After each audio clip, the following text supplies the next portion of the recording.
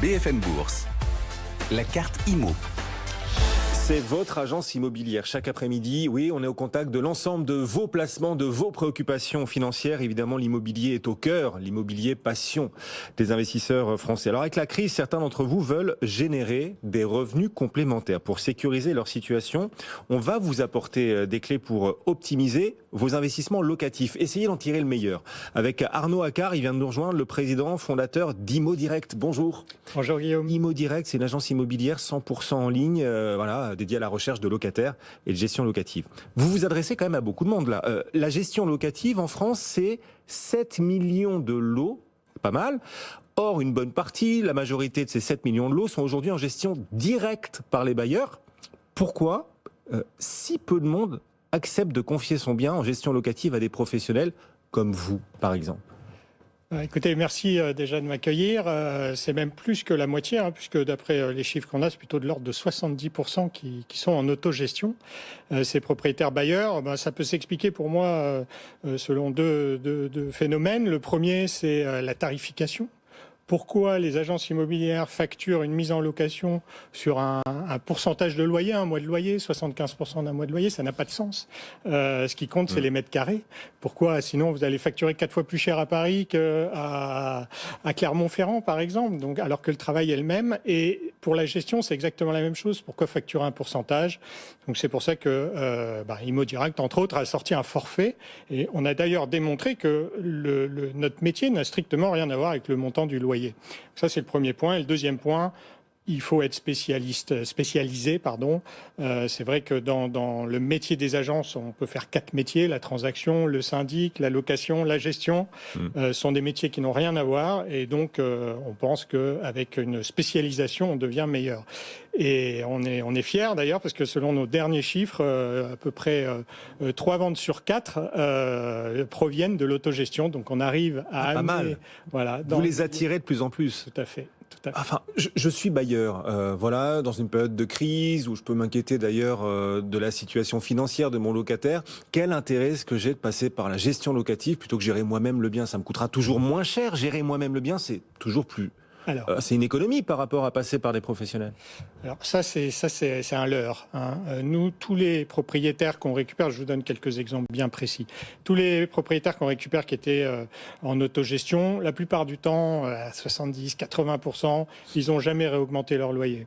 Ils n'ont jamais fait les régularisations de charges. Ils oublient d'appeler la taxe d'ordure ménagère. Enfin, tout un tas d'éléments, si vous voulez, où quand vous comparez à une gestion locative attractive, bien sûr, il faut pas faire de la surfacturation, mais quand c'est attractif, quand c'est au juste prix, vous faites des économies. Donc ça, c'est pour tous les aspects vraiment pratiques. Puis alors, quand arrive un sinistre, un impayé, là, le rôle de l'intermédiation est essentiel. D'accord, mais on a le sentiment que malgré tout, les bailleurs sont de plus en plus sécurisés, il y a des garanties loyers impayés, etc. Du coup, on a peut-être moins encore besoin de passer par la gestion locative, peut-être moins de crainte à avoir. Vous estimez qu'en effet, malgré tout, les bailleurs sont de plus en plus protégés ? Non, ils sont de moins en moins protégés. De moins en moins. De moins en moins protégés. Les locataires connaissent tous les rouages pour aller en justice vis-à-vis de leurs propriétaires. La garantie préférée du propriétaire en autogestion, c'est le garant personne physique, mais malheureusement, on en parlera peut-être, il y a des problèmes quand même de plus en plus d'impayés. Donc si le garant ne peut pas payer, il est dans la même situation. Il n'a plus de loyer et il doit dépenser des frais en justice. Et pour les garanties de loyer impayés, vous savez comme moi que les assurances aiment bien les petites lignes. Et si vous ne faites pas attention, donc si vous faites ça tout seul, si vous êtes hyper rigoureux, il n'y a pas de problème. Mais si vous faites ça tout seul, qu'au moment de la constitution du dossier, il vous manque une pièce, que vous oubliez de relancer en temps et en heure en suivant les procédures de l'assurance. Et c'est très fréquent. Bien sûr, vous faites avoir. Parce que c'est une relation un peu affective qui, au début, qui se met entre le locataire et le propriétaire, et donc il n'ose pas relancer, etc. Et donc, à la fin, il tombe dans une situation de déchéance. Donc, il faut adosser les assurances ou toutes les garanties à un professionnel qui, lui, va vous garantir de faire ce qu'il faut. Alors, on le disait, avec la crise, de plus en plus de Français souhaitent peut-être trouver des sources de revenus complémentaires. L'investissement locatif dont on est en train de parler aujourd'hui, on essaie d'être pratique et utile. L'investissement locatif peut en faire partie si l'on parvient à optimiser son investissement. Est-ce qu'avec cette crise, Et peut-être ce nouveau confinement à venir. Est-ce que pour vous, on s'oriente vers un risque d'explosion des loyers impayés? C'était un spectre, une idée qu'on a agitée il y a un an, avant le premier confinement. Bon, on voit qu'il n'y a peut-être pas eu encore d'explosion. Est-ce qu'à mesure que cette crise dure, le risque d'explosion des loyers impayés augmente? C'est vrai qu'aujourd'hui, c'est pas une explosion, mais il y a quand même des signes vraiment inquiétants. Et moi, je trouve ça dommage justement que notre ministre tourne le dos à ces risques. Aujourd'hui, nous, ce qu'on a constaté sur notre parc, qui est un parc national, on a pas loin de 2000 clients maintenant sur tout le territoire national, on a dû multiplier par 2 le nombre de relances à J+1. C'est-à-dire que chez nous, quand un locataire n'a pas payé, à son échéance, le lendemain, on lui envoie un SMS, sympa, mais c'est quand même un SMS, et tout est tracé. Ouais. Donc on était à 12% en juin, donc déjà après le premier confinement, on est passé à 22% en décembre. Tiens, 22% des locataires doivent être relancés pour payer leur loyer. Tout à fait. En décembre. Dans votre parc, en tout cas. C'est ouais. ça. Après, ils payent, mais la grande majorité paye. Nous, on a 6 étapes de relance. La dernière, c'est le courrier recommandé. Donc celui-là, bien sûr, favorise grandement le paiement. Mais ce qu'on a constaté, c'est qu'on était à moins de 1%, qui était une belle prouesse sur notre parc avant cette crise. Et aujourd'hui, on s'approche des 2% dangereusement. Donc c'est quand même aussi un doublement à la fin de la chaîne du nombre d'impayés. Et là, il y a des aides. Nous, toute cette croissance, on l'a vu surtout l'été dernier, septembre, octobre, novembre, décembre, ça s'est pas amélioré, mais ça s'est pas dégradé. Janvier, on n'a pas encore les chiffres, mais quand les aides vont s'arrêter, qu'est-ce qui va se passer, quoi? Donc c'est là où il faut vraiment se prémunir.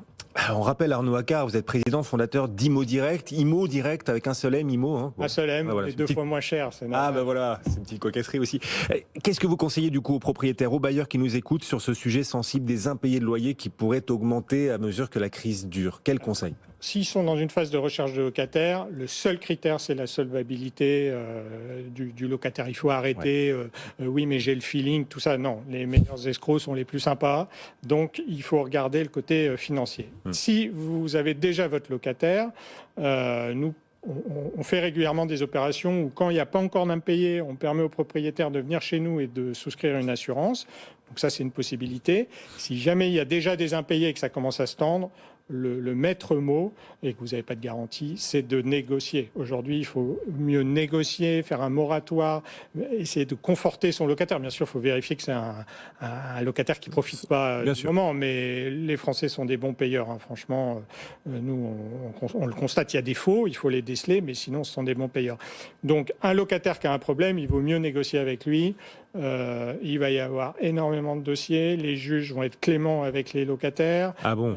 Ça va durer, les tribunaux vont être engorgés. Et mieux vaut éviter le conflit, donc. Ouais, tout à fait. Ouais. Et le problème, en fait, nous, on le constate tous les jours, c'est que tant que le locataire paye, même s'il ne paye pas 100%, il paye. Il reste locataire.